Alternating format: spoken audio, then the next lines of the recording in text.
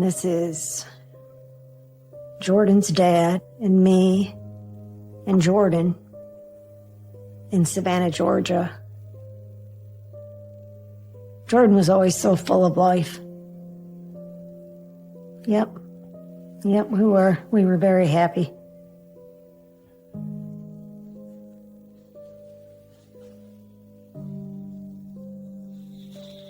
Jordan was very adventurous. He would hide on me all the time and I couldn't find him. I would find him down inside the dryer. He took sand and he poured it inside of our riding lawnmower in the gas tank. He was very mischievous when he was little. But Jordan loved everybody. He was easygoing, happy all the time. In 2012, around the age of 20, Jordan came to Tennessee with me. His dad and I had split up. I was remarried, and that's when he started going to the college, going to school, working at a pizza place. And that's when he met Kiera. And they started dating.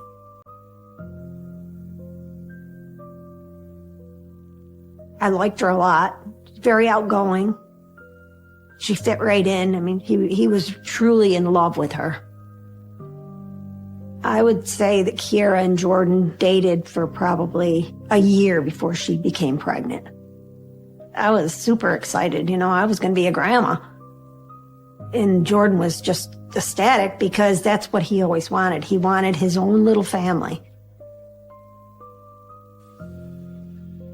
Kiera was just the most loving child you could imagine. And she loved her mom, and her mama loved her.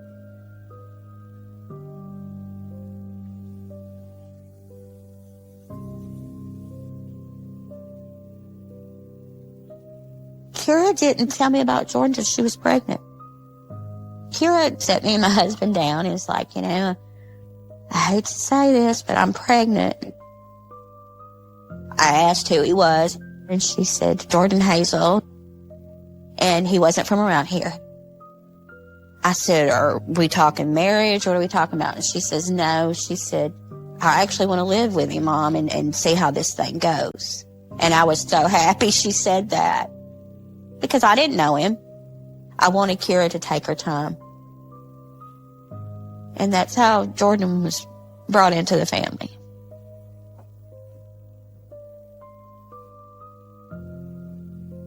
When I first laid eyes on him, he was just gorgeous. He was the most perfectest baby. Which all grandmothers are going to say that, but he was exceptional.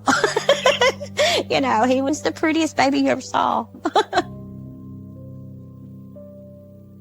Seeing Jordan and Kiera hold Caden, it was amazing. He was so excited. Kiera just cried and said, Mama, look, he's so perfect. And I said, yeah, baby, he is. He's a perfect baby and he's absolutely beautiful. It was love at first sight when they saw Kate. Just like a little happy family. You think, this is going to be a great ending, but not so much in this case.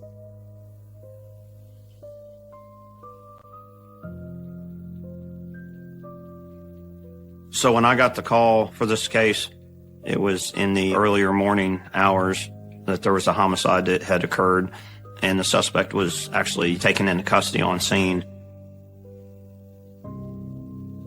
Being that we already had somebody in custody, the most important thing for me to do at the time is speak with the suspect and figure out what happened. Very much so on the fly from the start. I just didn't have a whole lot, to go off of. All right, turn around.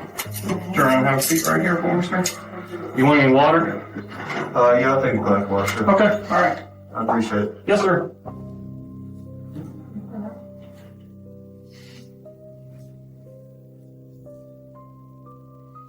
He was polite. He was very friendly and kind of meek.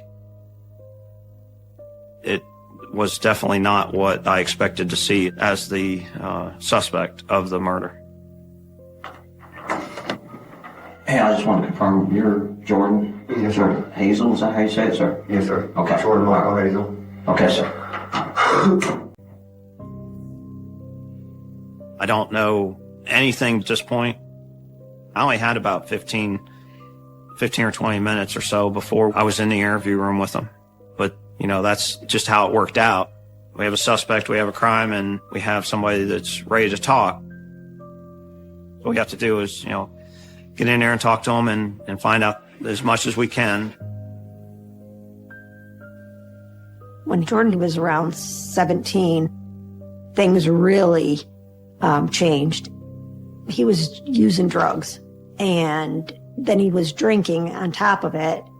I always assumed that it was maybe his childhood trauma was resurfacing again. Jordan was molested when he was a child. It started when he was about 2 years old and went till he was 5. And I had him in therapy when he was younger. I just assumed that, okay, maybe he needs to go talk to somebody again. And of course, he didn't want to listen to me. He wanted to do what he wanted to do. And it just escalated and got worse, and he ended up getting arrested.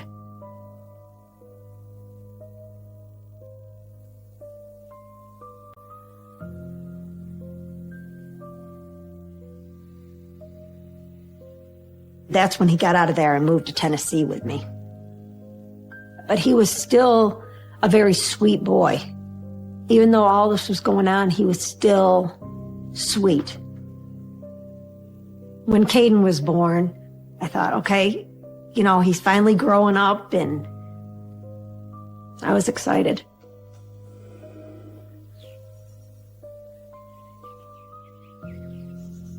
When Caden was born, I stayed with them for a week. Just, you know, to give her rest and help with the baby and different stuff. He was smoking and he went out on the patio. And I had walked out there with him. He said, you know, I need to tell you something. I was arrested for counterfeiting. And I'm like, counterfeiting? And he said, yeah. I was like, does Kira know this? And he's like, yeah, Kira knows it. And I was like, what happened? And he said, well, I was counterfeiting money. And he said, I've got an 8-year prison sentence that I'm supposed to be in Georgia on probation. And it took me by shock. After he had went to work, I asked her, I was like, why didn't you tell me that Jordan was arrested, had been in prison for counterfeiting? And she said, Mom, that was his past. She said, he's changed, and that was before he met me. And I was like, well, it would still been nice to have known, Kira. And she said, well, I don't want y'all thinking bad of him, you know? And I was like, okay, I understand. And so in my mind, he's done his time. He's on probation. And was okay. Oh, the wedding was beautiful. She was just extra beautiful that day, you know, in her dress, and just all smiles and a glow that I've never seen before. She was so excited about starting a new life. After the wedding, that's when she told me she was pregnant with Jalen. Well, I was happy, you know, another grandbaby. Who's not going to be excited? Just whatever mom wants for their daughter, you know, you get that quiet time before you have to hand them off to someone that's supposed to love and care for them. And you think you're handing them off to a better life and spread their wings and they're going to fly. It didn't work out the way I wanted it to.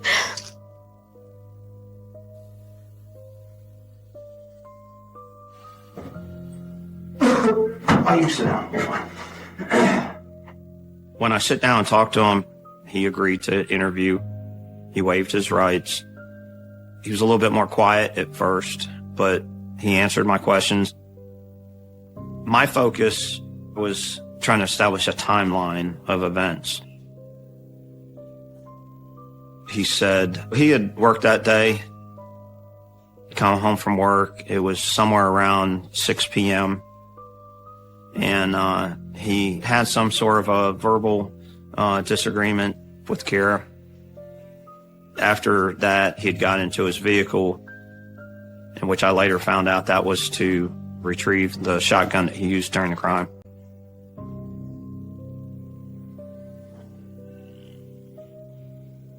And he said he started loading the gun up. He loaded the gun up in the truck. So you got the shotgun, it's all loaded up and everything. Yeah.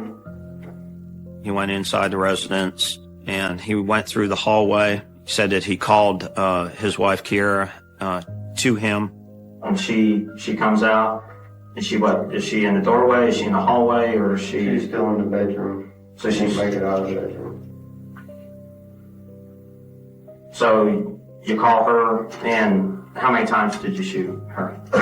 I shot her twice. Why twice, I guess? I don't know. Oh, I shot twice. I was definitely shocked that he said that, but after he shot her was the more shocking part, which was after he shot her, then he left the residence. Well, inside the residence is still Caden and Jalen, a 3-year-old boy, and about a 9-month-old girl. And that Caden had actually come up to him, obviously scared. He probably saw part of it and definitely heard it. Jordan is in the process of leaving the house. He actually shoves him back in the house and he shuts the door and leaves.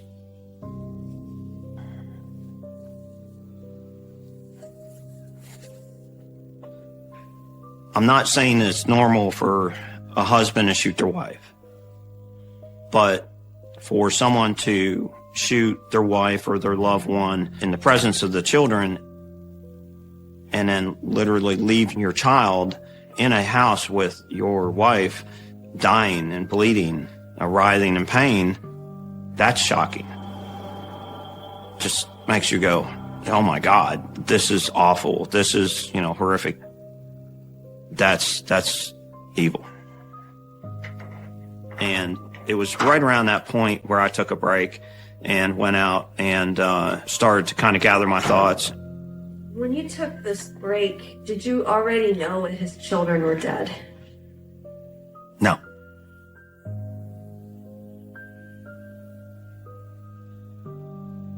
When Jalen was born, Jordan wasn't the same happy self like he was with Caden.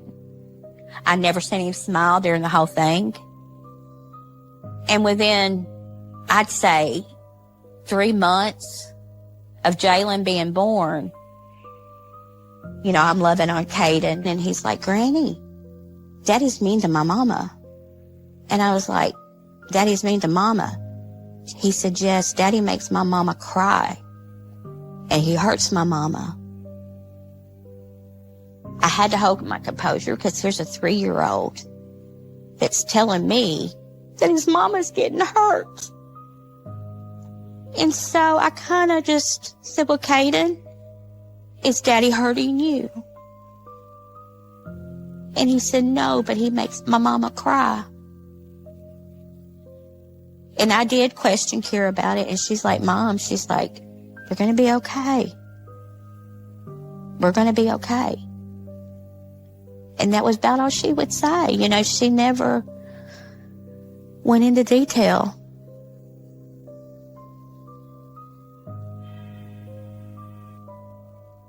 There was no real red flags until the bruises started appearing. And I was like, Kira. She said, well, we got into it and he just grabbed me for a second. And you could see the handprints around her neck. And I was like, well, it's not okay that he's choking you. And That was all she would. It's not a big deal. You know, I handled it. Everything's taken care of.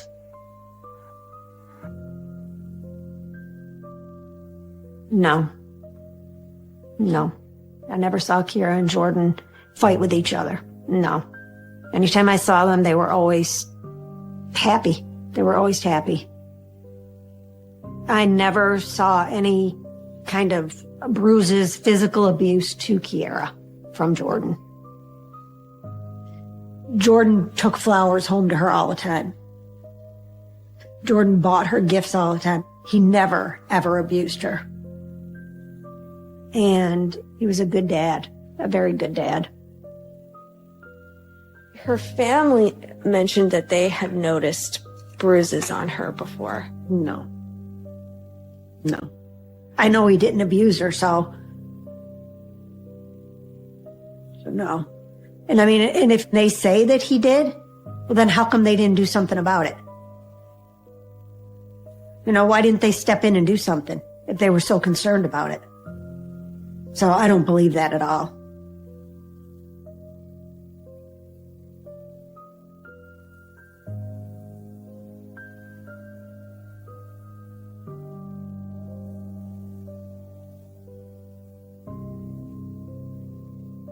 When Jordan was 20 years old, he told me that he could hear the voices through the radios and he could hear them through the television. And they were telling him to do things that he shouldn't be doing. I didn't think anything of it and told him just shut the radio off, shut the TV off. Don't listen to it, Jordan. And, you know, you won't have to worry about it.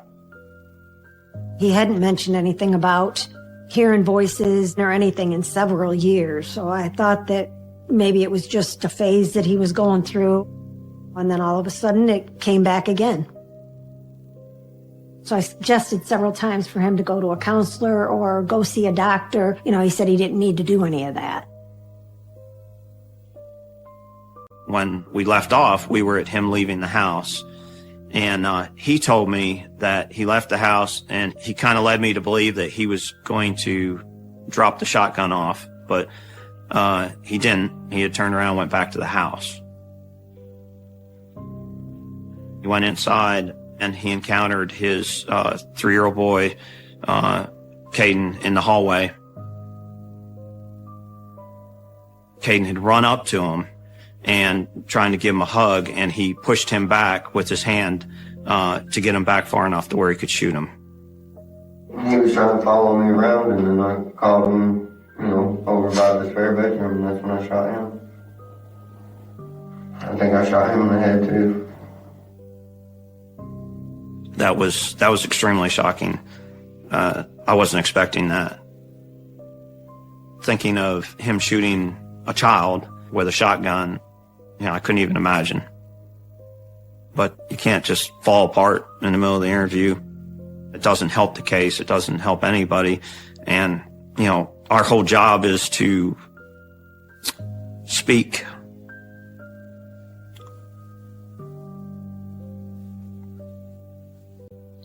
To speak for all the victims.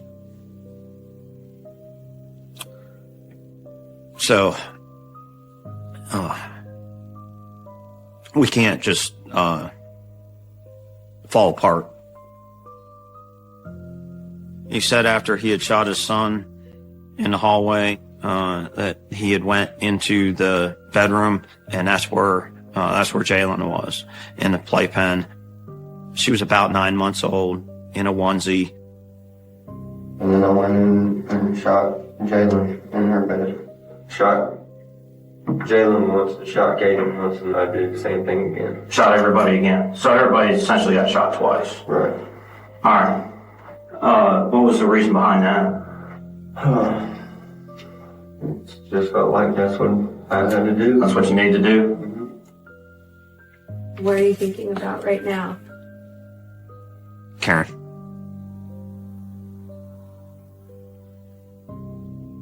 She's the one that discovered the bodies.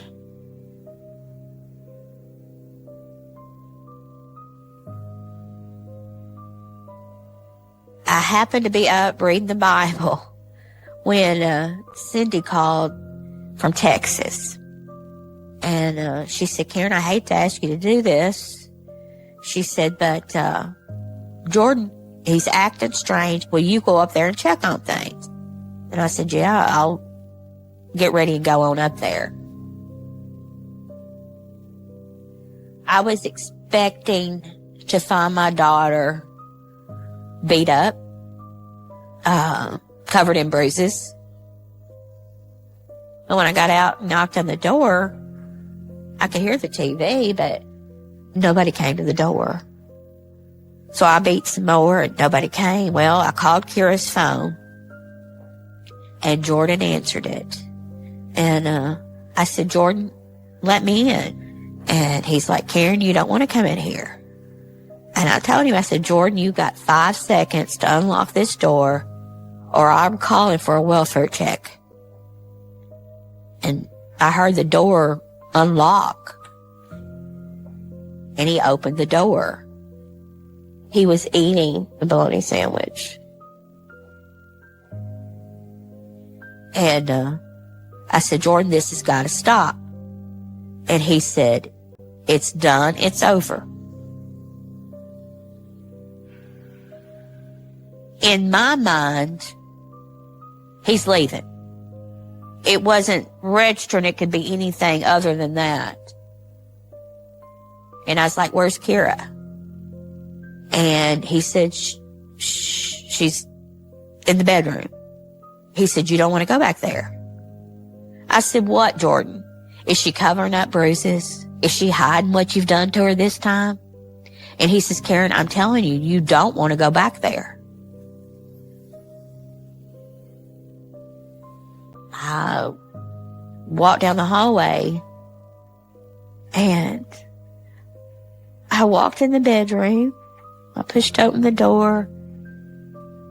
I looked down and Kira was at the foot of the bed. And I could see a big hole in my baby's head. And I knew that she wasn't alive. When we first spoke, you asked me if I had heard the 911 call. I want to hear it. You want to hear it? Because I don't remember. I mean, I remember, but I don't remember.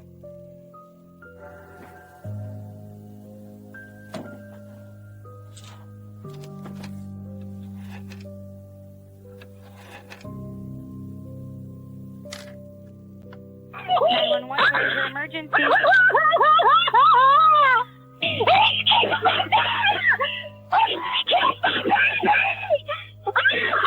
if you don't stop screaming, I can't get you help. Chloe.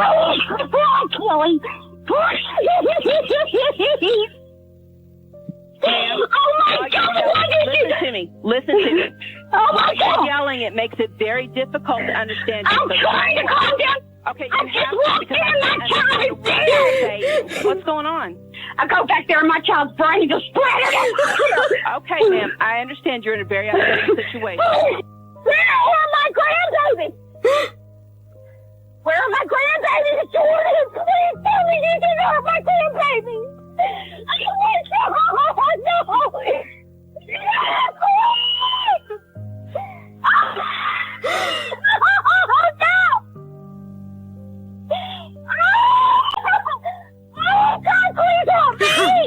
Is her husband still there? I got him on the ground outside. Please get somebody here because I can't take much more. Everybody is on the way to you, okay? Children that you're saying you can't locate. Please get me to get outside. I know they're dead.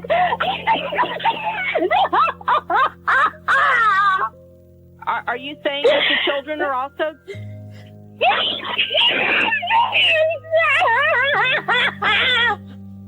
How many children? Two children are dead.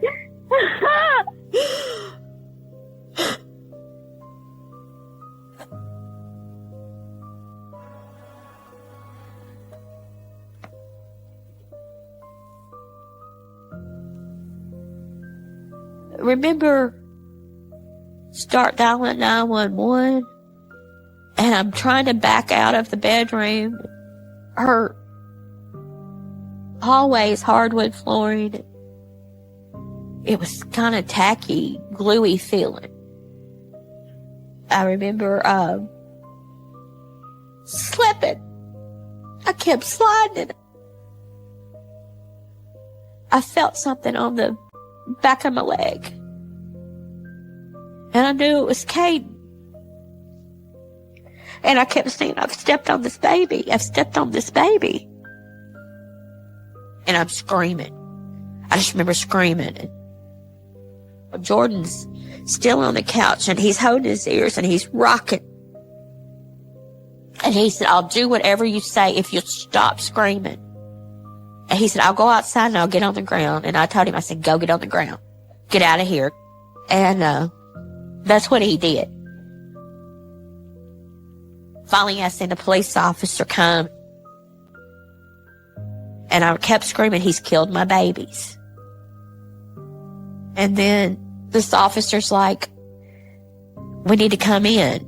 Let us in. And I kept telling him no, that nobody else was going to hurt my babies. I was trying to protect them, I guess. And then finally this one officer, he grabbed my hand. And he said, we're here to help your babies. If he hadn't said that, I probably wouldn't have ever let nobody in.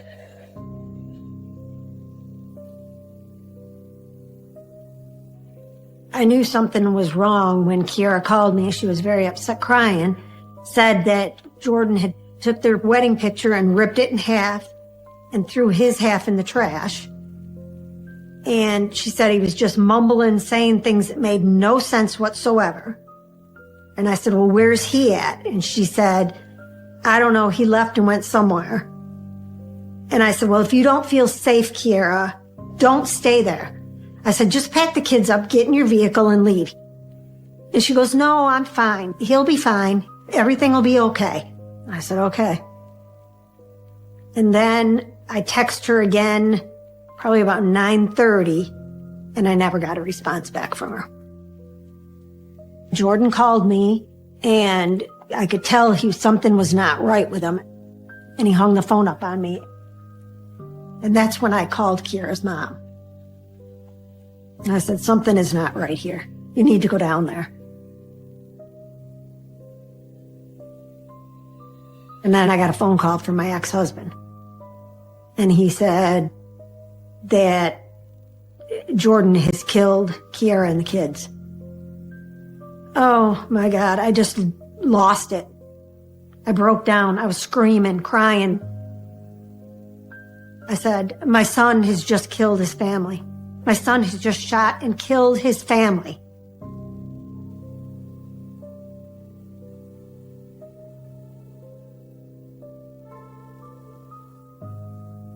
You always hear about this stuff happening to families. And you think that it's not going to happen to your family. How could somebody do that? Sometimes I just wished it was all a dream and I could just wake up. When I pulled up to the crime scene to look at it and to get a walkthrough for the first time, you could see that everybody was wore out, mentally exhausted. The crime scene was so brutal and so shocking to the conscience that you don't even believe that what you're looking at is real. The first thing I notice is in the hallway, I notice there's a blanket. And then I get a little bit closer and I notice that the blanket is covering up the 3-year-old boy. His hand is sticking out. It implied to me that when Jordan had killed him, that he knew it was wrong, which is why I believe he covered him up. In the master bedroom, right there towards the corner of the room, there was a playpen, and that's where Jalen was, on her back from where she'd been shot in the head. This is definitely the most shocking thing that I've ever seen in my entire life. Some of the images will definitely, you can't get rid of. They stick in the back of your head forever. The crime scene was so gruesome and so violent that there was actual blood and tissue and different pieces of the victims that were all over from ceiling to floor. It was 360 degrees of just terror. So what did you think you had to gain out of all this? To get my life back. During the course of the interview, I'd asked him multiple times what he was trying to gain out of all this graphic violence. He stated that he wanted to get rid of his past, to kill his past. And that was why he killed his entire family. So what do you think the next part of your life is now? I have no idea, but I'm ready to do whatever God's will may be.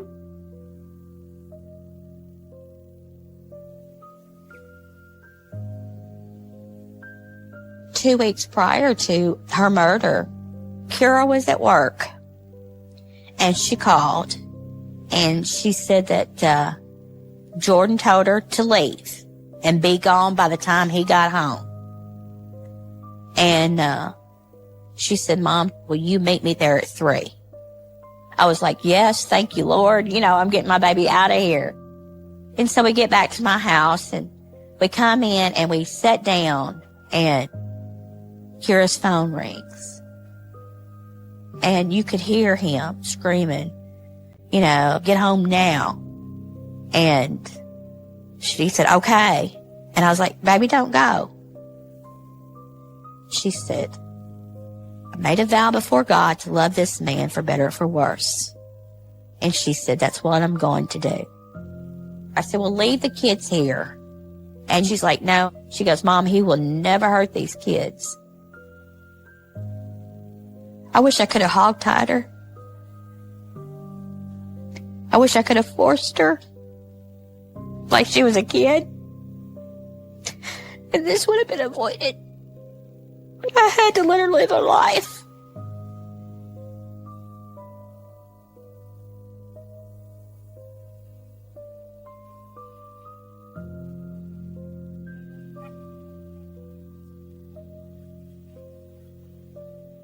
His mama's not that innocent. She was trying to make me believe that Jordan was insane. But there was no insanity to this.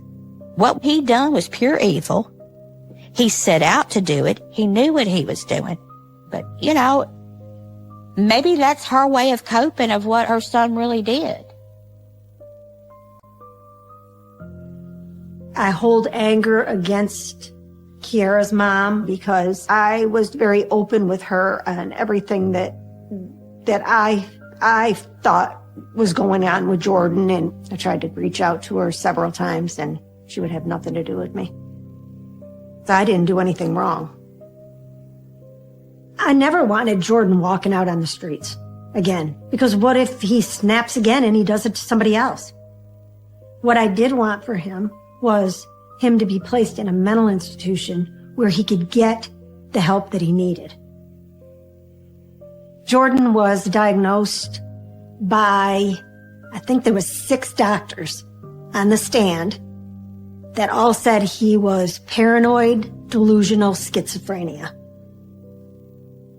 and that they did not feel that he would ever be competent to stand trial.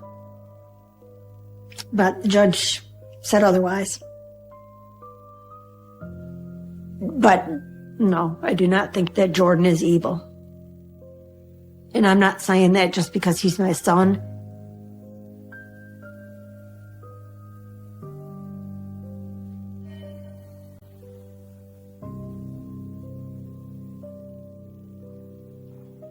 To this day, it's still the most horrific crime scene that we've ever had in the history of our city.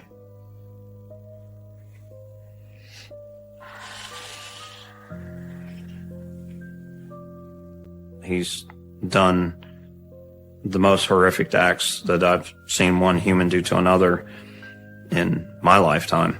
It's just, it's unspeakable. He is in jail, and he won't be able to hurt anybody else for the remainder of his life. People are safer with him exactly where he's at. I have lost Kiera. I have lost Caden.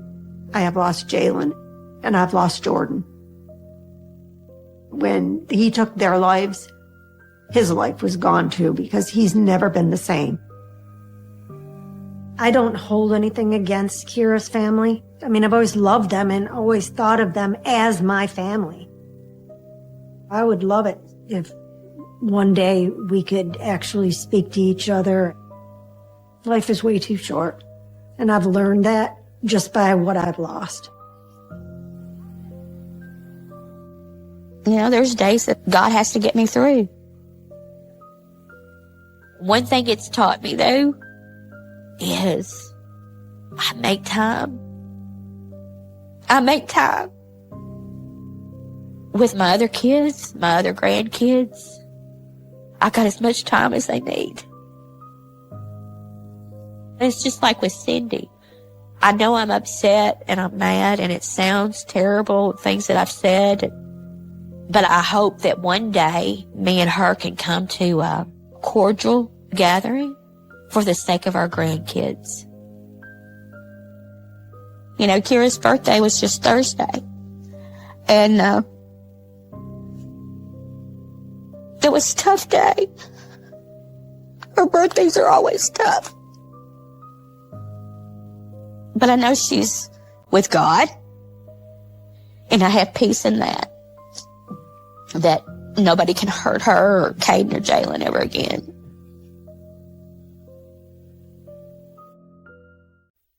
In September 1978, one of the contestants on a US TV show called The Dating Game was hiding a deadly secret. Nobody knew it, but the bachelor in seat number 1 was responsible for the death of 4 women. Please welcome Rodney Alcala. Rod, welcome. When I found out he was a serial killer, it was like, bing, and it just all came together. Like a slap in the face. By the time 35-year-old Rodney Alcala was finally arrested 10 months later, he had killed another 2 women and a 12-year-old girl. Pictures of missing persons found hidden away pointed towards there being even more victims. I think the day he rots away and finally dies will be a good day for the whole world. After 2 convictions were quashed, Alcala was given the death sentence for a 3rd time in 2010. I really hope that he's suffering and that one day I get that phone call that he is gone and nobody will ever have to hear his name again. Rodney Alcala will go down in history as one of the world's most evil killers. It was a murder that stunned a community. When the remains of 12-year-old Robin Samsoe were found on July the 2nd, 1979, the schoolgirl had already been missing for 12 days. The police were certain that the killer was a 35-year-old photographer named Rodney Alcala. After his arrest, hundreds of pictures of young women were found in his possession. But who were they? It would take 34 years before Alcala was finally found to be responsible for the death of at least 7 women across 2 states. Orange County Deputy DA Matt Murphy was the 3rd prosecutor to take Alcala to trial for the murder of Robin Samsoe, after the first 2 death penalty sentences were overturned. The tough part about that, and what nobody thinks about, is there's a victim's family involved in this. And Robin Samsoe had a mother who loved her, and she had brothers who loved her, and she had friends who loved her. And every time the case gets reversed, you have to drag the family through this, and they have to go through the process again. I don't think it's a stretch to say this ruined the life of this girl's poor mother.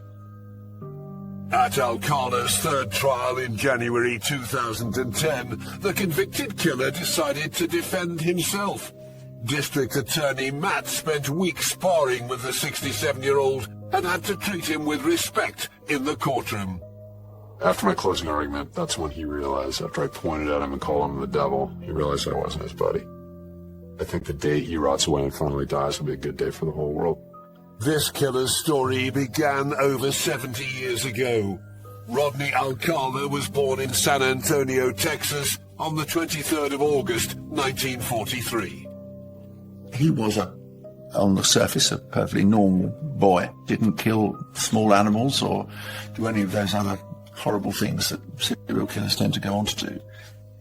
But in 1951, when he was 8, his grandmother, who was ill, decided that she wanted to go back to die in Mexico. And so the whole family left Texas and went to Mexico. But while living south of the US border, Alcala's father left the family home to start a new life. The father abandons the family at that point in time and then goes back to live in the US. And I think that's quite a significant thing. I think that Alcala's relationship with his father was quite an important one to him. And I think that's something that stayed with Alcala throughout his life. And I think it does feed into his offending behaviour. Age 12, Alcala's mother moved him and his 3 siblings to Los Angeles to start a new life back in the US. He's popular, he's on the yearbook committee, he plays the piano, he runs for the school, he has girlfriends, he's on the surface an all-American or all-Mexican-American boy. After graduating from high school, Alcala joined the army. But his time was cut short after a death in the family had a devastating effect on him. Whilst he's in the army, he has a nervous breakdown, and this is after his father has died. And he's given a medical discharge from the army because he has this nervous breakdown. And then he kind of goes off the radar for a while. So I think this is the period in which he starts perhaps fantasizing. His offending starts to take shape in his mind, if not in reality. And in September 1968, Alcala committed a horrific crime. He lured an 8-year-old girl into his Hollywood home. This is the worst nightmare for any parent. Rodney Alcala and people like him are the reason why you can't send your kids walking to school alone. He kidnaps her, he rapes her, a good Samaritan sees her get into his car, and it doesn't look right. And he follows the car to the house, and it doesn't look right. Now, this is 1968, so it's long before cell phones. He finds a payphone, calls it in, the police get there, knock on the door, Rodney shows up naked and says, "Hey, I'll be right with you." But 25-year-old Alcala wasn't planning on getting caught red-handed. He runs out the back naked, okay, and the police officer, who's by himself, looks down, and it's one of those situations where it's save this bleeding little girl on the floor who's unconscious and very close to death. She was in a coma for 33 days after this happened. So it's save the little girl or catch the bad guy running out of the back. And he did the right thing. He saved the little girl. But that meant Alcala got away. It was a horrifically depraved and violent attack on a child that seemingly came out of nowhere. Where was the motive for that? There was no sexual abuse that we know of in his childhood. There was no antipathy to women. It was an unexpected bolt from the blue. Alcala decided to run far away from his crimes, 3,000 miles across the US. He does not hang around. He decides to leave Los Angeles and turns up in New York, where he enlists in the New York Film School under the name of John Berger. This is quite a cunning way of both avoiding detection and of starting to build up these new personas, these new characters to present to the people that he comes into contact with. So he's somebody who can put on and shed identities just like a snake. And that's how I describe Alcala. He's constantly shedding his skin and reinventing himself. Under the name John Berger, Rodney Alcala had begun teaching at a summer camp in New Hampshire. But by July 1971, his time was running out.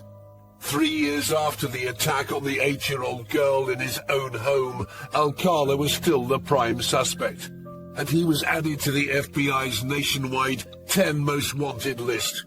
He was soon spotted by 2 of his students. So 2 of these girls go to the post office to mail a letter, and they see Rodney Alcala's picture under the name of, Rodney Alcala. They're like, hey, that's Mr. Berger. He works at the camp. So that's how he got caught.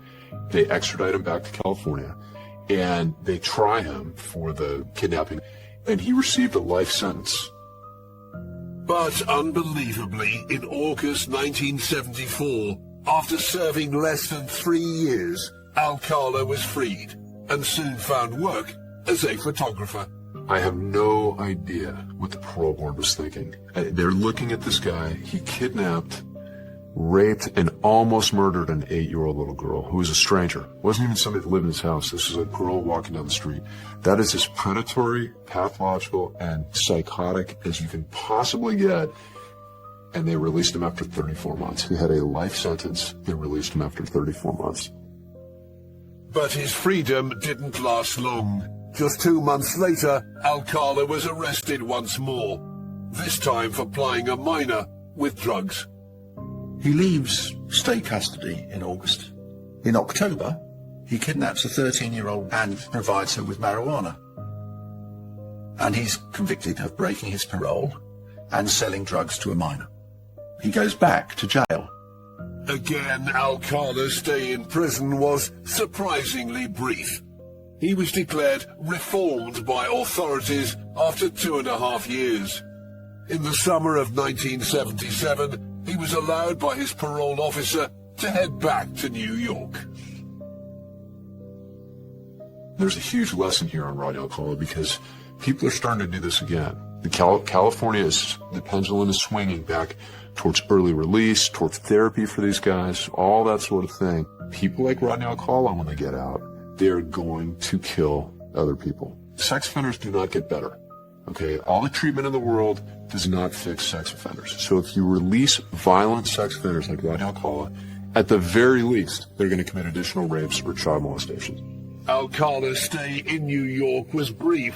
In September 1977, he was back in Southern California.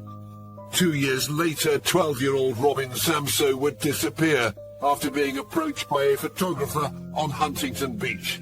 The investigation into her whereabouts would astound the nation and lead to the shocking discovery of Rodney Alcala's twisted history of murder.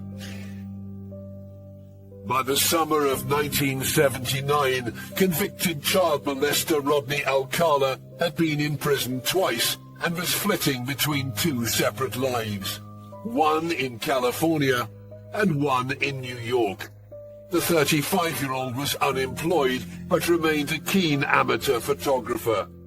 On June the 20th, 1979, 12-year-old Robin Samsoe disappeared after speaking to a stranger on Huntington Beach in Orange County, California. He approached Robin and her friend, who was also 12 years old. They were sunbathing on Huntington Beach right before Robin's ballet lesson. And he said, hey, I'm in a photography contest. Will you allow me to take your picture? This photographer was a suspect right away because 45 minutes later, Robin disappeared and was never seen again. Robin had last been spotted on her bicycle heading to her ballet class. The following morning, police officer Steve Mack reported for duty. I'd only been with the city of Huntington Beach for a year. We go to briefings in the morning and they give us any crimes that have occurred during the evening that we should be on the lookout for. And that morning, on the 21st, they told us of Robin's disappearance and the description of a bicycle that she was riding at the time of her disappearance. The vanishing of Robin Samsoe rocked Orange County. This was an extreme rarity in Huntington Beach. It was a bedroom community, quite quiet and peaceful. We get literally hundreds of thousands of people coming to our beach annually because of its serenity and beauty. They put out a press release and they talked to one of Robin's friends that she was with the day before and obtained a composite of a person that had been taking photographs of them at the beach. As patrol officers, we began scouring the alleys and behind grocery stores and shopping centers looking to see if the bicycle had been discarded. For probably the next 2 weeks, the alleys and behind shopping centers were probably some of the safest places, because even though they'd been checked at 10 o'clock in the morning, somebody was probably driving by at 2 o'clock in the afternoon. Everybody wanted to find that bicycle. The description of the potential kidnapper given to a police sketch artist by Robin's friend looked remarkably similar to a known child molester. This was a big deal media-wise because we had a missing 12-year-old girl, and Alcala's parole officer saw the composite on TV, and he called detectives and said, "You guys need to check out Rodney Alcala. It looks like him. It sounds like him. You got to look at Rodney Alcala." And like 15 minutes after they received that phone call, one of the cops is home, turns on the TV, and sees Alcala on the dating game. Bachelor number one is a successful photographer. Please welcome Rodney Alcala. Rod, welcome. And the host introduced the bachelors, and bachelor number one was Rodney Alcala. The detective frantically tried to call the police department and let other detectives know that he was on television so that they could turn it on and see him. Alcala's appearance on the program, where women pick eligible bachelors without seeing their faces, was recorded 10 months earlier in September 1978. On the show that day with Alcala was actor Jed Mills. The vibes I got from him while we were doing the show and backstage and even during the actual filming were not good vibes. There was something wrong with this guy. Jed had met Alcala backstage before the recording. Didn't talk much. We were guys, and he was this rather good-looking, creepy-looking guy, though. He had the weirdest football haircut. Everything was like perfect. The other guy and I were getting along very nicely, and we were talking about this and that, and every now and then this creepy guy would say something, like he would have an attitude, because he knew better than everybody else. When the cameras began rolling, Alcala turned on the charm. I'm called the Banana, and I look really good. Can you be a little more descriptive? Peel me. On the dating game show, the woman questioner asks each of the eligible bachelors, I'm going to eat you. What food are you? So Alcala, when he gave his answer, says, "Well, I'm a banana. Unpeel me." And I said, "Oh my God, this guy's such a creep." But it was enough to win him the date. Well, I like bananas, so I'll take one. Number one, bachelor number one, all right. On the outside, Alcala appeared to be a charming, good-looking man. But deep inside, he was hiding a dark history. What the viewing public didn't know was that contestant number one was a serial killer. By the time he appeared on the show in September 1978, Alcala had already killed 5 women. Over 35 years on, Jed Mills still feels anger towards his fellow contestant. Thinking back on it, it was very spooky, that I was in a room with this guy. Had I known, I'd have killed him right there. My bare hands, that he was killing women.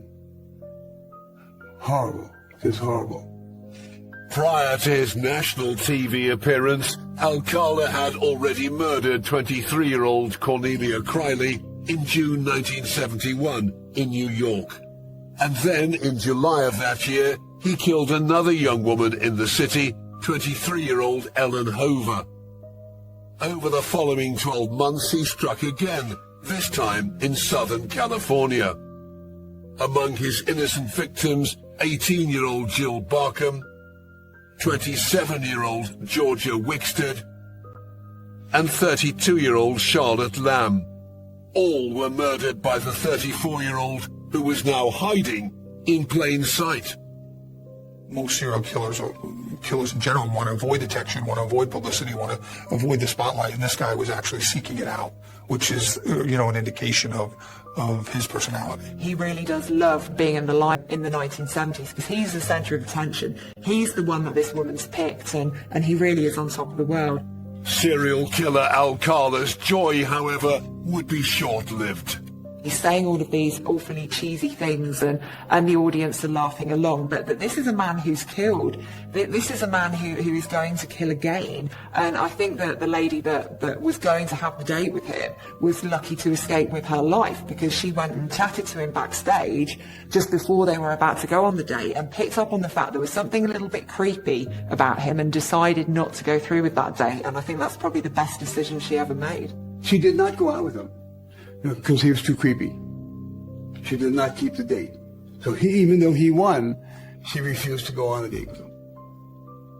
So that kind of gives you an indication of what kind of person you're dealing with, where on the surface, when she only could hear his voice and then ultimately see his face, it's okay. But then when she started interacting with on a more human level, she realizes there's something wrong with this guy that just makes me uncomfortable. And as a female, she said no. Now, whether Alcala took that as a rejection, which I think is possible, it was no doubt an accelerant to his later killings. If you have this narcissistic character and suddenly someone turns him down, I think he takes his revenge on women in general. Women as a group. So anyone becomes fair prey. We then get a run of killings.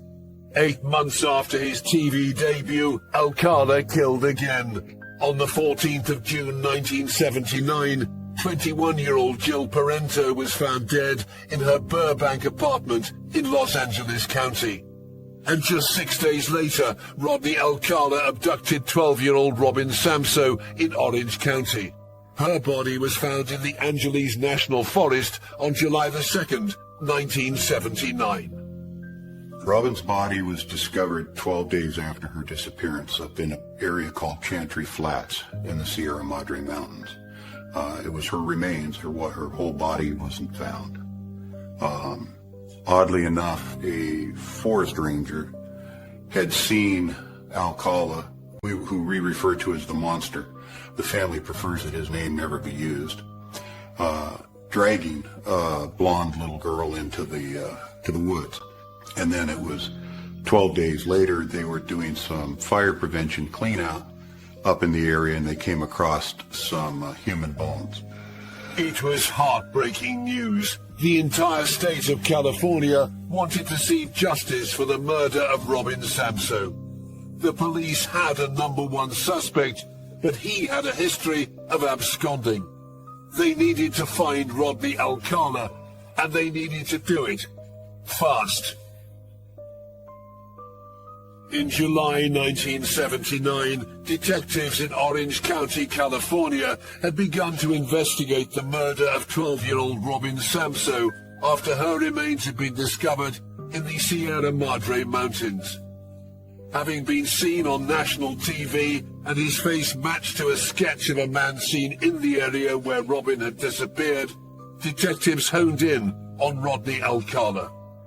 The convicted child molester was now their prime suspect, and they were certain he was culpable in the murder of the little girl. It turns to a homicide investigation immediately, and the detectives ramp up their investigation and work it hard, and ultimately Alcala is arrested on July 24th.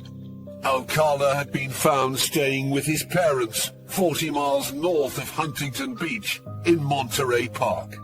As luck would have it, on the day that Alcala was arrested, they did a search warrant at his house, and one of the detectives saw a receipt for a storage facility in the Seattle area.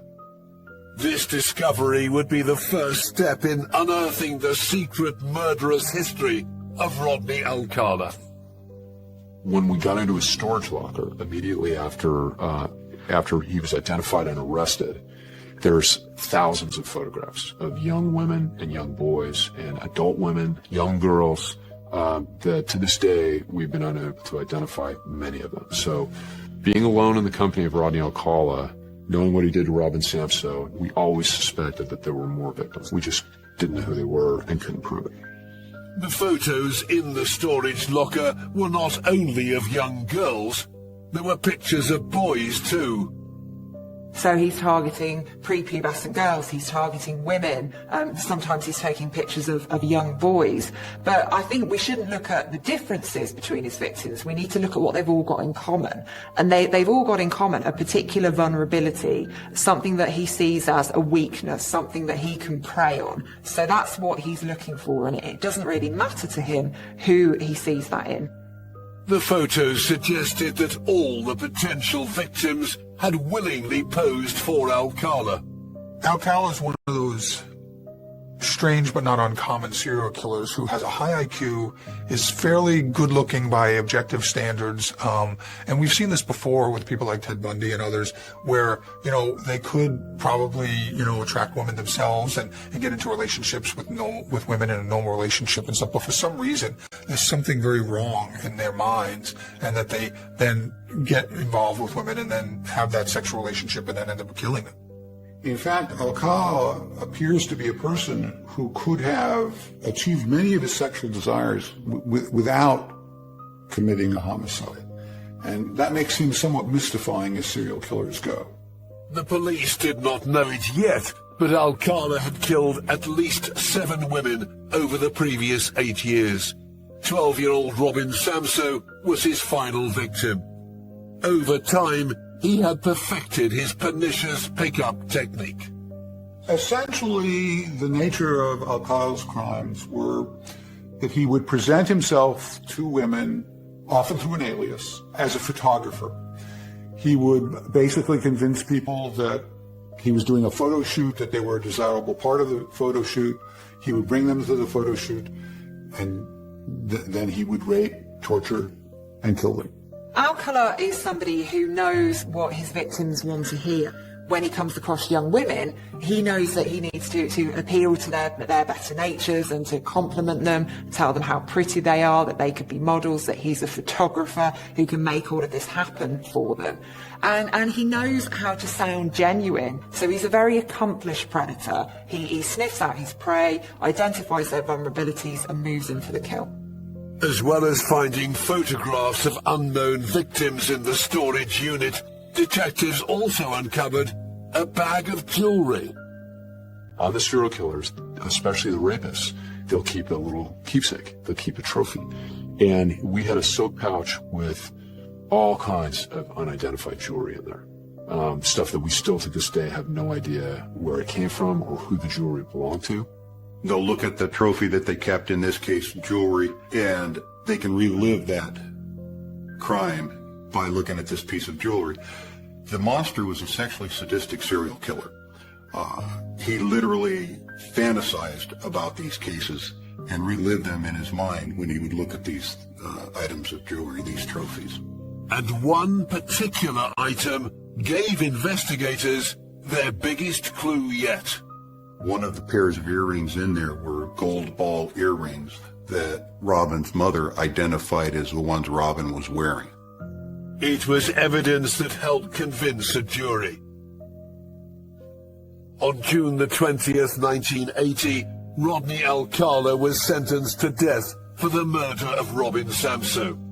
But his story does not end there. By 1984, the conviction had been overturned. I think for everyone involved in law enforcement, it's always frustrating when a convicted murderer has his sentence overturned. But it was first overturned based on the fact that improper evidence was introduced at the penalty phase. While we suspected that Robin had been sexually assaulted, there was no physical evidence to it at all. The Supreme Court ruled that the jury should not have been informed of Alcala's conviction for molesting the 8-year-old girl in 1968. He remained on remand, and at a second trial in June 1986, Alcala was again found guilty of Robin Samsoe's murder and sentenced to death for a second time. But, once more, the conviction was quashed in April 2001. The Ninth Circuit Court of Appeals felt that the defense didn't give him adequate protection, and that they should have gone to the crime scene where the body was discovered, and for that reason it was overturned. Once again, Alcala remained on remand, while authorities considered whether to try him for the murder of Robin Samsoe for a third time. It was heartbreaking for her family. The Samsoe family was devastated. Each time it was overturned, I know this after talking to them. Through the years, I've become friends with the family. I know their personal feelings and their frustrations. And it was devastating to Robin's mother as well as her siblings. Next in line to prosecute the 58-year-old was Orange County Deputy DA Matt Murphy. Since Alcala's arrest in July 1979, technology had made great that Alcala was likely to be responsible for more deaths than just Robin Samsoe's. There were 4 unsolved murders out of LA County. There was Jill Barkham, who was found on a fire road up in the mountains above Hollywood. There was Georgia Wickstead, who was a young woman who just moved into her own apartment in Malibu. There was Charlotte Lamb, who was another woman who moved here from the Midwest. She was found in a laundry room in an apartment complex in the city of El Segundo. And then we had Jill Parento, who lived in Burbank. We had these 4 murders. Now, 3 of them we had really good DNA. And one of the things that was consistent with all of Rodney Alcala's rapes and murders is that his semen was located in virtually every inch of the body of these poor women. So these were long, ongoing, torturous murders and rapes. Over the years, Alcala had developed a familiar MO. He would kill very often by strangulation, but before ultimately killing somebody, he would strangle them to the point of near death and then allow them to be revived. Strangle them to the point of death, allow them to be returned alive, and then finally at some point kill them. This is a man who got his sexual excitement and arousal from being right there at the precipice of life and death. He needs to see the fire of terror in the woman's eyes as he's at the verge of snuffing out her soul for him to be aroused. As Matt Murphy prepared to try Alcala with the 4 newly discovered murders, he was still intent on getting a third guilty verdict for Robin Samsoe and her family. There's no free murders. If somebody kills 10 people and there's an 11th out there that's really hard, we don't give them a freebie and just go with the 10. We hold them accountable for every single person they kill. And it's more work for the prosecution, it's more work for the police, but to a man and woman, the police who we've worked on this, they understand. People are happy to do the work if we can bring justice to the families. So it's everyone that we can get them on, we're going to try them on. Rodney Alcala's latest trial was set for January the 11th, 2010. But this time he was ready to employ a new tactic. The 66-year-old believed there was only one person in the world who could do a decent job of defending him, and that man was himself. On January the 11th, 2010, Rodney Alcala was in court for a third time. He was accused of the murder of 4 women and 1 child, 12-year-old Robin Samsoe. But after losing 2 murder trials over the space of the previous 30 years, this time he chose to defend himself. Alcala decides to represent himself at trial, and there's an old saying that says anyone who chooses to represent themselves has a fool for a client, and that's very true in this case. And he's not just a fool, he's an absolute narcissist as well. He wanted to be up there in the spotlight, and he wanted to tell his side of the story because he thought he was the smartest guy in the room. Alcala was up against the formidable prosecution team of Gina Satriano and Orange County Deputy DA Matt Murphy. Matt Murphy is a prosecutorial genius. He's got the charm and the wit to draw a jury in and control them in the palm of his hand. He knows what to say and when to say it for its maximum effect. I couldn't have asked for a better prosecutor in this case. It's kind of a very surreal process, but you actually kind of get to know the guy. You know, it's like you would a lawyer. You spend hours together sitting next to each other. You're working out complex evidentiary things and figuring out what the questionnaires are going to contain. And just like you get to know a lawyer, here was Rodney Alcala. It was very dark, but also fascinating. Maybe I'm twisted, but it was interesting. Murphy would have to treat Alcala with the same respect he did with any other defense attorney he may have come up against. As a professional, you've got to deal with them, and you've got to engage him in conversation, and you've got to talk to him. And what I saw when I dealt with him is I could see how every one of these young women would get in the car because he was so intelligent. He was a handsome guy, not by the time we got to him, but back then, all that, you could see how this very intelligent, very charming, very handsome guy could lure these women into positions of vulnerability where he could rape them and murder them. During one of their conversations, Alcala shared his experience of living on death row. He goes, we have 6 yards. He goes, and they have a softy yard, basically. They call it the weenie yard. And he goes, Matt, called me Matt, I'm not violent. I'm not a violent guy. I'm in the weenie yard. I'm not with those guys. I'm not violent. This is a guy who raped and bashed the skull in of Georgia Wickstead. This is a guy who smashed the face in of Jill Parkham with a rock, and he's looking at me like, hey, buddy, I'm not violent. I'm not on that yard with those guys. I'm with the respectable guys on death row. That was a moment I'll also never forget. Alcala didn't seem to offer any defense to the 4 new murder charges against him, but he defiantly fought the Robin Samsoe one. By 2010, Huntington Beach detective Steve Mack had retired after spending most of his career fighting for justice for Robin's family. I sat with the family through a lot of the trial. And I would speak to them before we went into court and afterwards. And every now and then I would talk to Matt Murphy regarding the tactics of the trial. But since I wasn't actually participating, I tried to stay out of that aspect of it. During the 5-week trial at Orange County Superior Court, Alcala continued to mentally torture Robin Samsoe's mother. This woman her credibility is questioned. And here, the third time around, Rodney Alcala is representing himself. So she's getting cross-examined by the murderer of her daughter, who's calling her a liar. I mean, imagine that. To watch him cross-examine Robin's mother and get within feet of her and ask her personal questions really made me angry that he should be allowed to be that close. I think the court should have ruled that if you want to talk to her, you want to cross-examine her, that you need to remain in your chair and sitting at the counsel table. It got real frustrating for me that he was allowed to do that. Again, in my mind, he's reliving that incident through his questions of Robin's mother.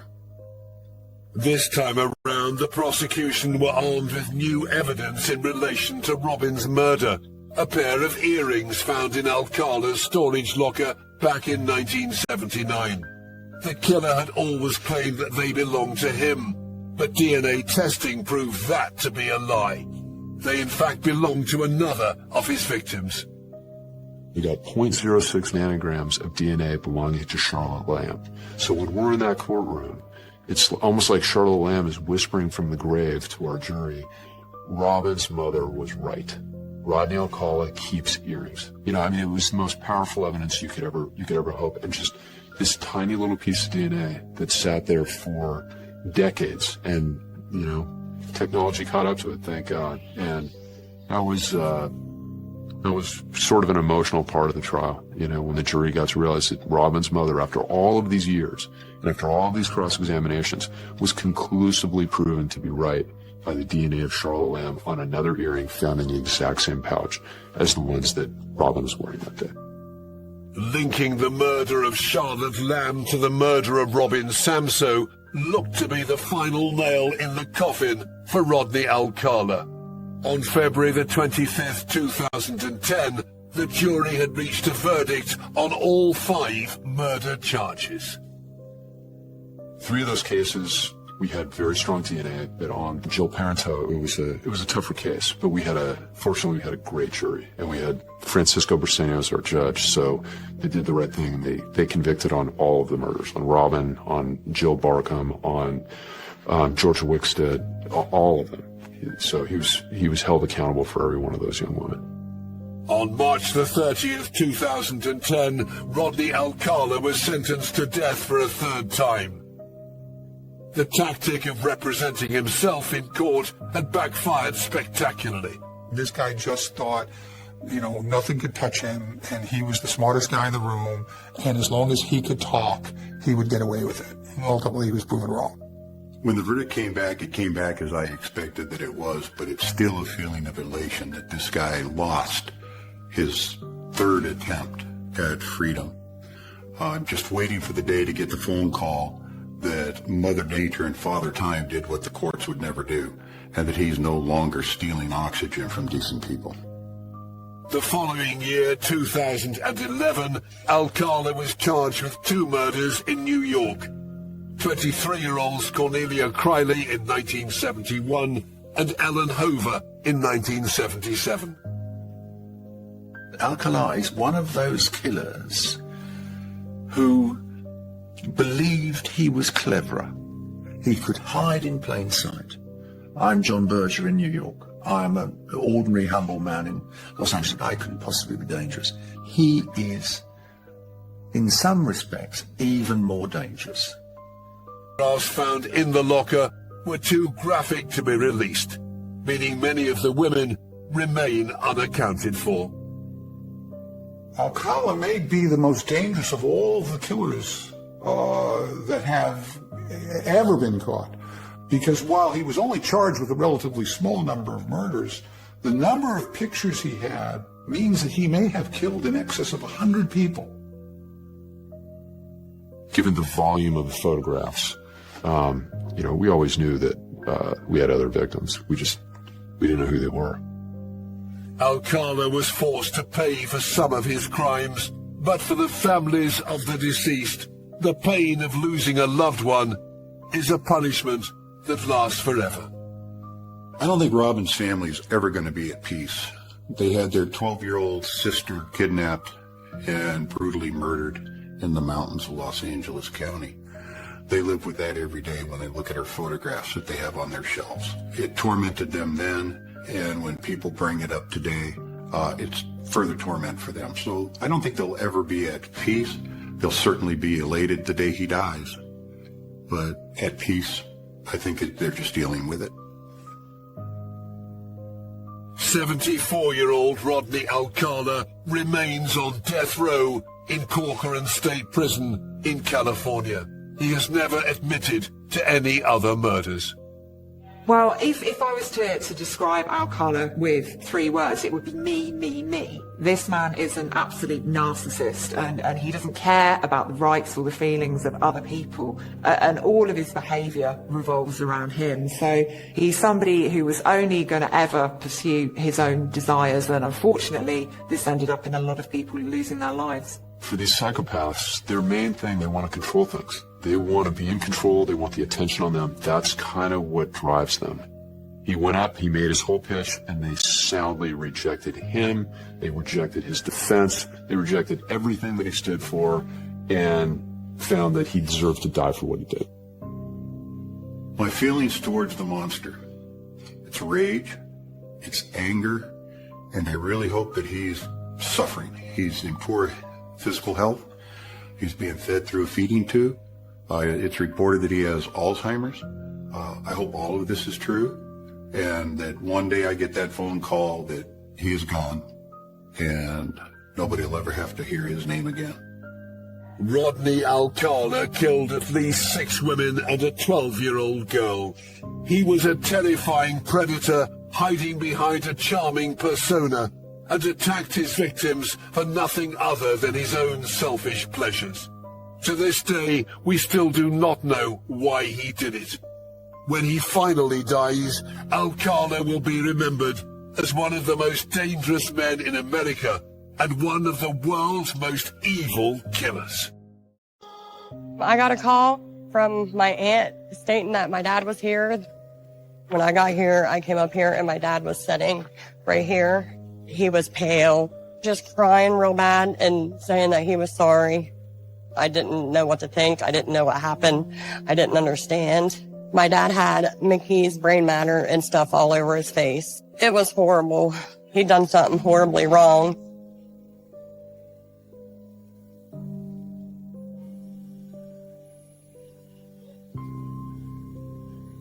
In that moment, I wanted him to commit suicide. He shot and killed a mother. I thought in that moment he deserved to die too. That was really hard because I loved him so much, but I was so mad at him. I felt like, oh my God, what are we going to do? What are we going to do? What's going to happen?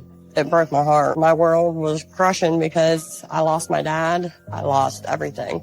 I didn't understand like why he would do something like this.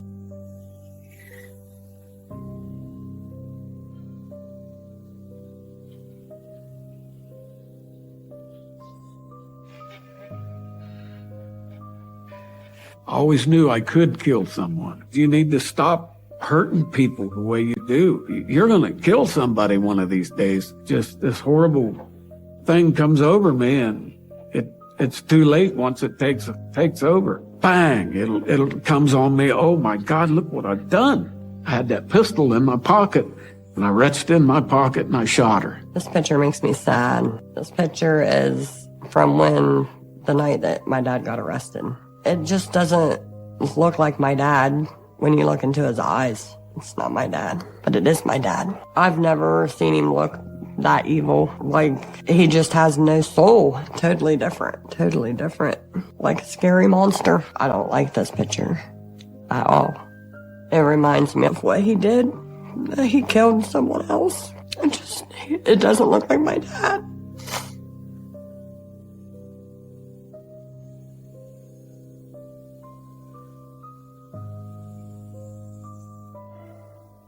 My father was a good dad. He always made sure we had food on the table. He worked every day. He did things with us, but then again, he had a lot of problems, a lot of, I'd say, anger issues. He would change in an instant. If we were doing something wrong, my dad would he would get so mad and blow up. Like, we would be in big trouble. Sometimes he would speed on us in our heads. What's that? You get a knuckle to the head. When he would do that, it would really hurt. Like, it'd make us cry. At times, we would get whooped with just his hands, but at other times, it would get bad and we'd get hit with a belt. How many times I tell you? Huh? There was this time where I think it was over not bringing our bikes in. Like, it was starting to rain and they just bought us new bicycles, so we would all get a whooping. You are going to learn the value of this. And my mom ended up getting into it with my dad. No. It just made my dad madder. My dad punched her and it dislocated some of her disc in her neck. It wouldn't be a half an hour or 20 minutes. He would come back and say, I'm sorry, I didn't mean to do that. My mom stuck up for us a lot. More times than she should have, I guess. It's just hard to understand that my dad would do these things and then be sorry about it.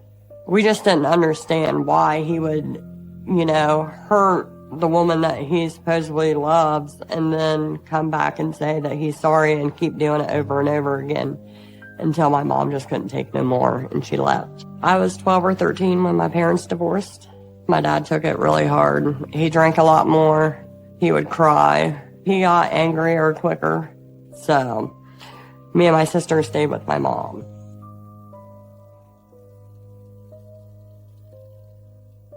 We would have get-togethers at my dad's, and if somebody irked him or something, like, he would try to pick a fight with them. Usually when my dad got in a fight, he would knock somebody out, and that would be the end of the fight. One time my dad's neighbor came over.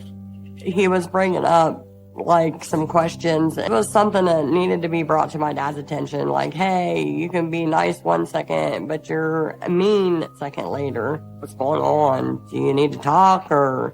And my dad would just say, it's none of your business, and I'm fine. Is that my business? The neighbor told him there was something wrong with him, that he needed help. My dad double punched him because he was mad because he didn't want to hear it. He would just get so mad that he would just black out. He was there in his body, but his mind was just somewhere else. And it's sad that he didn't listen to his best friends. Like, he just brushed it off. What are you thinking about? Just thinking about just when we first lost Dad and going to prison and how it felt to lose my dad. Like, it was pretty hard. I'm thinking maybe if he would have went to counseling or something, maybe that could have helped, but I guess you never know. And it's too late. Could have got help for him. Maybe none of this would have ever happened. I always wonder about what might have been or what could have been. I just wish that somebody could have stopped him that night. And then I come back to reality and my dad's in prison for life. I tell him, I hope you're going to get paroled, but I doubt it. You murdered a mother holding a child.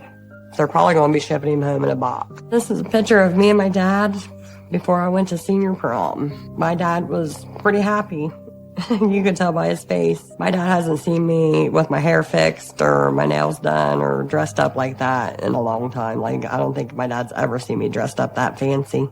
He was having a party that night and I stopped out and seen him and like, he was so proud. He was just proud to show me off to all of his buddies. And then he got teary-eyed too at some point because he just thought I was so beautiful. My relationship with my dad, we had our ups and downs. It was a father-daughter relationship with the ups and downs that I guess every father-daughter has. But ours had more ups and downs, I guess. When I was younger, I had a Lassie dog named Bo. That was our dog. He had some friends over. And the Lassie dog snapped at somebody and my dad just got mad and threw the dog out over the banister. The banister was pretty high up. Like, it was kind of down a ravine, like a hill, and ended up killing her. In that moment, I was shocked, and then I was like, what'd you do? He could have just smacked the dog and told her to go lay down or something. He didn't have to kill her.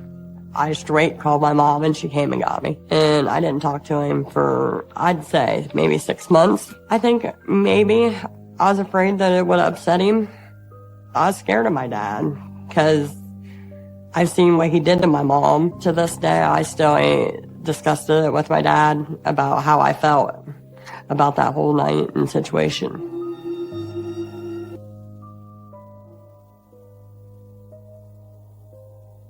We had our ups and downs, but when I had my first child, Aiden, like, my dad, like, he instantly came around. My dad and my son Aiden had the best relationship. Like, I would go pick Aiden up to bring him home, and he wouldn't want to leave. This is a picture of my dad and Aiden when Aiden was just a little feller. They used to go fishing all the time. They had a pond up a hill, and that's where they would always go fishing. And that was the first catch of the day. Aiden caught the first fish, and my dad was so proud of him because he reeled it in all by himself. Aiden was really happy, too, that he caught it. You can just tell by his face. I remember that day. They both were super excited. That was his life. It was the grandbaby. So I feel sad when I see pictures like this because those were good days.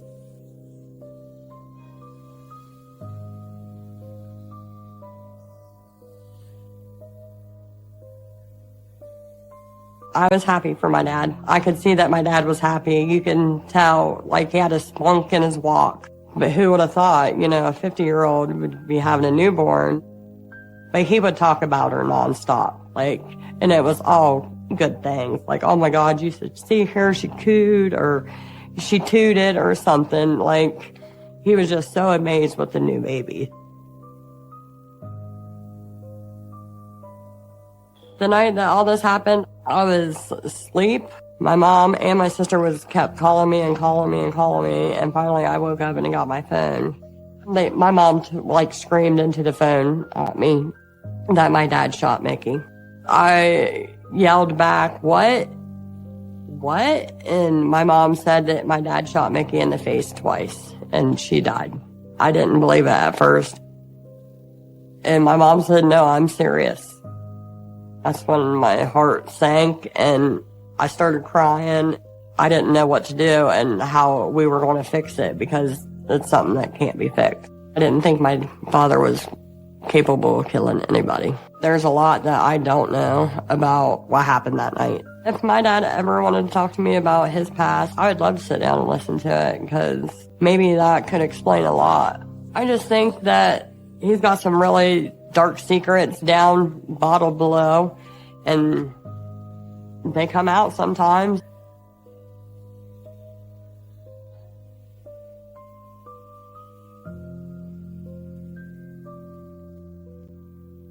I had a lot of friends talk to me. We'd drink a beer together, and they said, wow, when are you going to settle down, man? They said, you need to stop hurting people the way you do. They didn't understand, and I didn't understand then either. My wife even tried to tell me, you're going to kill somebody one of these days with that temper. Did you think you were capable of killing someone? I always knew I could. Yes, I murdered Suzanne Brown. Nickname was Mickey Brown. At the time, she was my girlfriend. I think about it constantly. It's just horrible what I've done. I've been in a lot of fights over the years, senseless fights, stupid fights. Back in school days, I remember I would fight maybe the toughest guy, and I hurt him, and everybody was, talking to me. Wow, man, we didn't know you was that rough. Man, I hope you never jump on me, That gave me power. It gave me a power that, nobody can stop me. Power.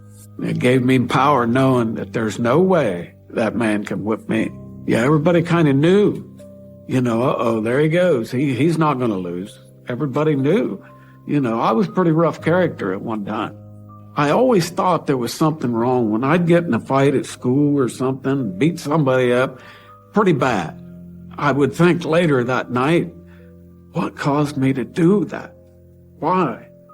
That's not normal. Normal people don't do what I just done,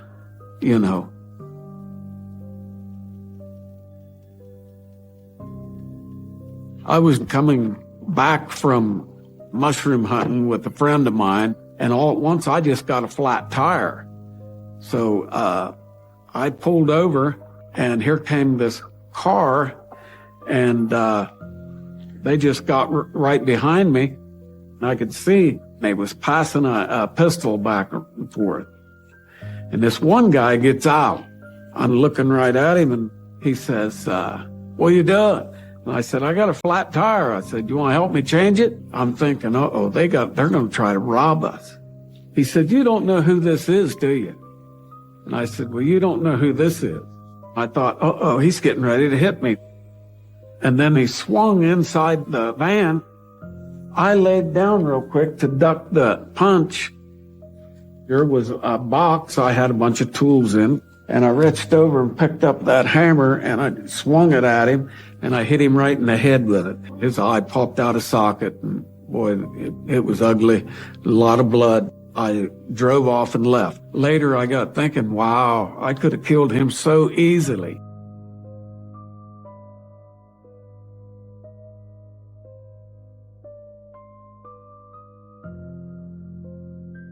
It's just this horrible thing comes over me, and it's too late once it takes over. Do you think that Fawn suffered sometimes from your temper or anger at home? Sometimes I had to raise my voice and get physical maybe with Fawn, because Fawn was a hard kid to raise. She was thick, but I raised her tough. She says that there were some beatings that went on at home. I never beat him hard. I never bruised him like I used to get. But I was like any other parent. If a kid done wrong in the house, you'd smack their butt once in a while. I couldn't beat my own children. No, there was nothing serious, no beatings like that ever. I wouldn't stand for it. I think he just kind of blocks that out, that he didn't whoop us, because he sure did. It kind of hurts my feelings, like he's just trying to push maybe the bad parts out of his mind so he don't remember. Maybe he's just That was part of his evilness, you know. Maybe when he got mad and whipped us, the anger coming out, and he just don't want to think about that no more. So I think he's just trying to block it out.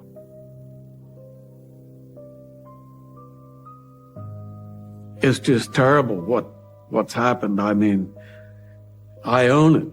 I mean, I'm the one to blame. Yeah, it's pretty hard to think about sometimes.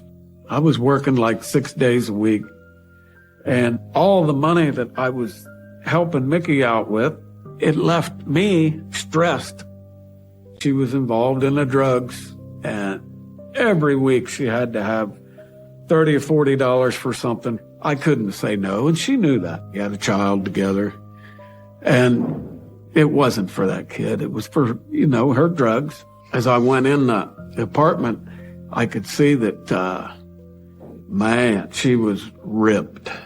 I mean, she was on something. I knew. I didn't know what. And so I get the baby, change his diaper. It's been there since I left. And, mixed up a bottle for it and everything, started feeding her. I'm in the rocker right there, and Mickey's sitting on the couch, and she started quarreling with me. Get the baby out.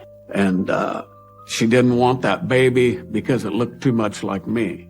And I said, Mickey, what's wrong with you? I said, just go upstairs and go to sleep. I said, you're talking out of your head now. She just kept arguing with me and telling me, you're not going to get the baby. Your daughter's is not going to get the baby. And my sister's is not going to get the baby because I'm going to kill it. And she jumped up off that couch and come swinging at the baby. I was in the corner. I couldn't do nothing holding that baby. 2 weeks old. I had to protect that baby. Yeah, but there was, at the time, I didn't know what to do, She hit me 2 or 3 times, but that was nothing. I didn't want her to hit that baby. And I had that pistol in my pocket because I was using it to shoot them groundhogs out there at the garden. And something just came over me, and I reached in my pocket and I shot her. And that's pretty much the end of it right there.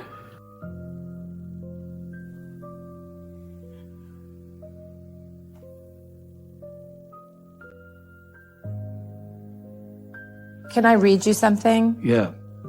I did get the report from the Ohio Bureau of Criminal Investigation, like an investigative report.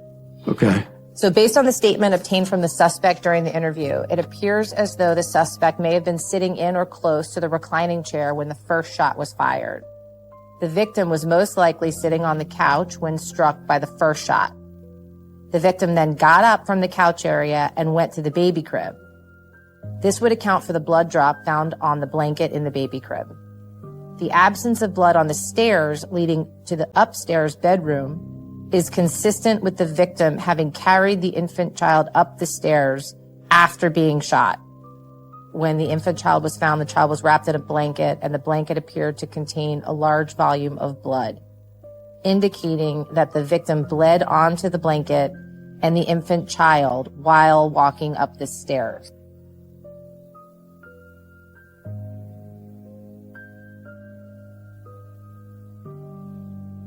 Once I shot her, that didn't seem to faze her. I shot right here in her forehead, and I shot her again. And when you shot her that second time, was your intention to kill her? Yes, it was. I knew I had to. Once I shot her, I set the baby down, I'm hysterical now, and I run in the bathroom to get her a towel. I got the towel and I come out. She's already got the baby picked up.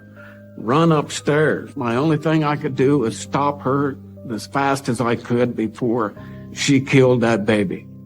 That was my job, to protect that baby at that second. And there was a window open like that.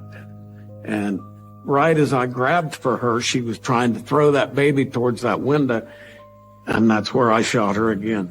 So between the first shot and the second shot, it sounds like a little time passed. Right, very little. It was probably at the most 3 minutes. Just long enough for me to turn the water on, grab like a dish towel and get it all wet. I was going to hold it on her head, things didn't work out that way. She had been shot once in the head. Right. She was still thinking about... Hurting that baby. She was still. And that shot never fazed her. She was that messed up, you know. So I have to ask the question that, you know, was there an opportunity not to shoot her, to stop and think about right what to do and not take that second shot? Right. Well, as I thought about it for all these years, yes, there was several things I could have done. But at the moment, I felt at that minute I had to kill her. Did your father take responsibility for the crime he committed? He knows that he done wrong that night, and he knows that he should have took other actions, but she kept threatening him that she was going to hurt the baby, and he said that he just blacked out, and he just couldn't, I don't know, he just couldn't take it, so. Did you believe him? I don't know, like one of them 50-50 type deals. I wasn't in that apartment that night. It was just him and Mickey, and there were only two people there, and yes. Only one of them came out. You know, there's only one person alive that really knows what happened. I do wonder all the time, like, is that really what happened? I choose to believe him because he's my dad.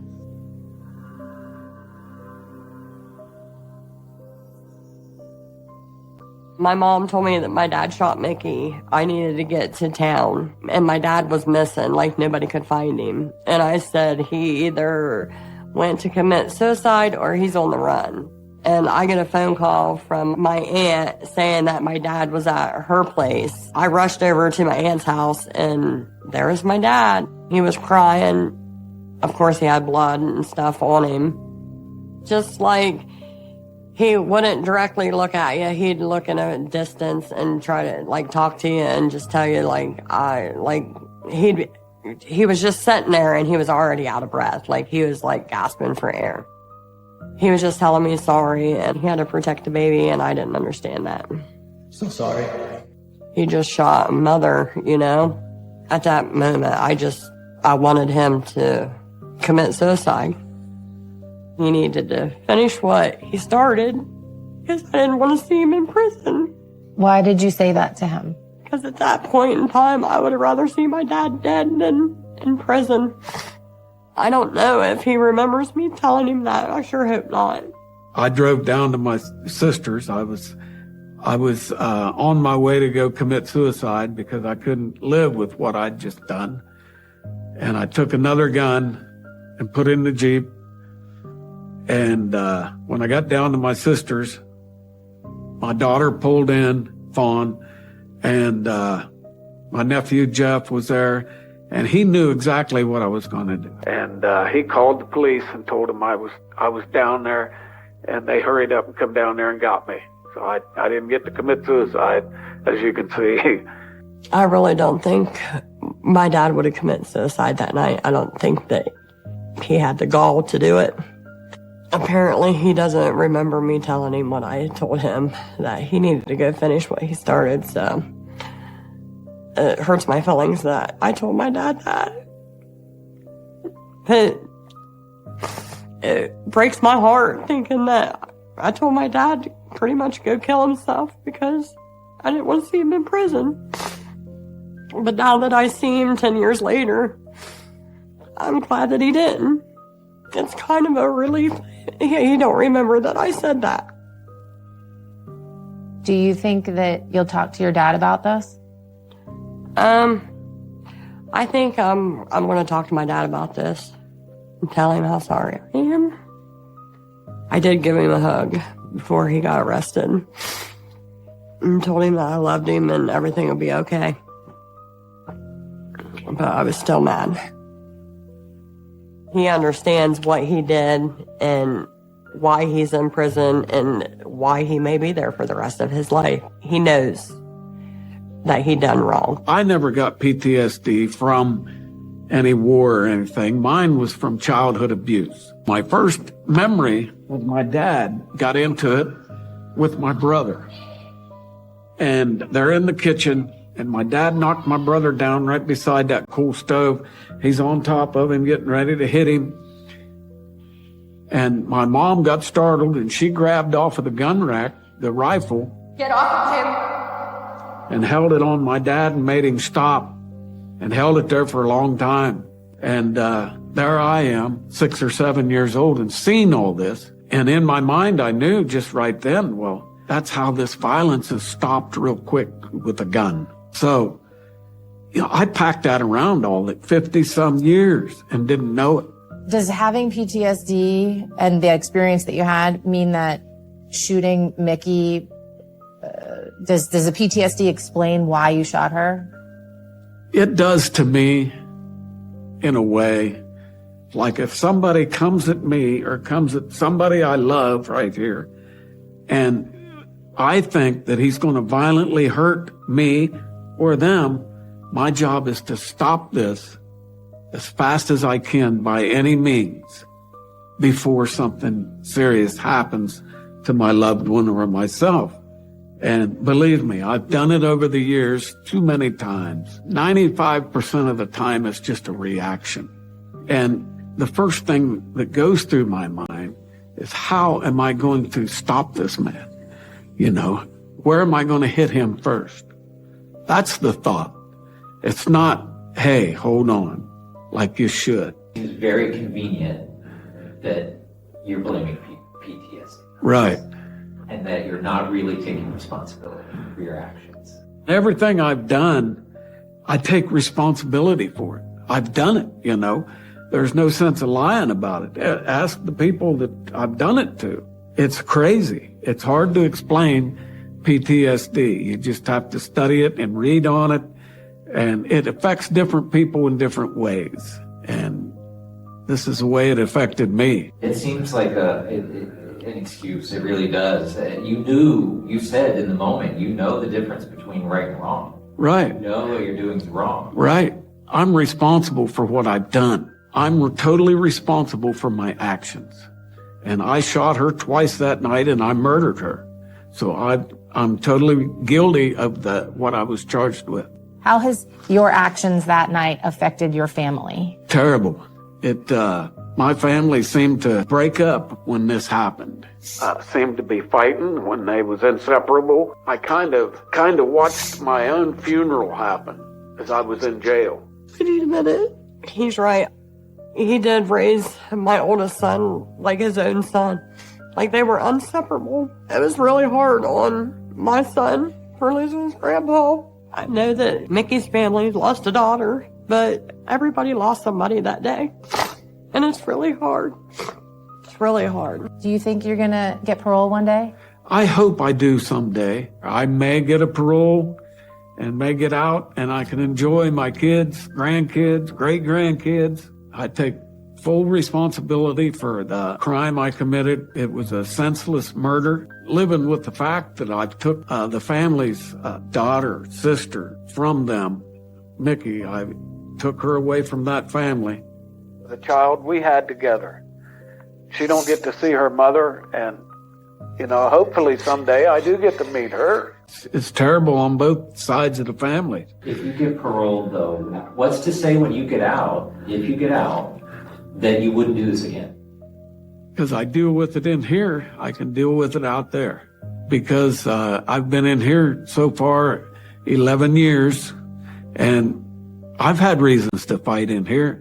And I've got a lot of tools in here that how to handle people, violence now and things. There's other ways other than violence. You don't fight violence with violence. There's no excuse for what I've done. I own the whole thing. I mean, I'm guilty of it. I'm going to serve my time. I mean, this is a total tragedy, what happened. And there's no way I can turn back and change anything now. The only thing I can do is better myself while I'm in here.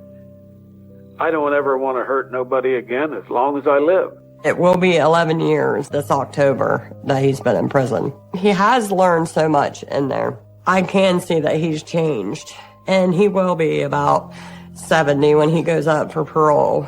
So, but I can't say that he's going to be too old to be able to hurt somebody. You're never too old to hurt somebody. I don't quite understand why he would say, I don't want to hurt anybody ever again. He shouldn't have hurt Mickey in the first place. So I just hope that he understands, like, you really did hurt somebody and you affected people for the rest of their lives. We can never bring Mickey back. And we all live with that, and I know my father lives with that.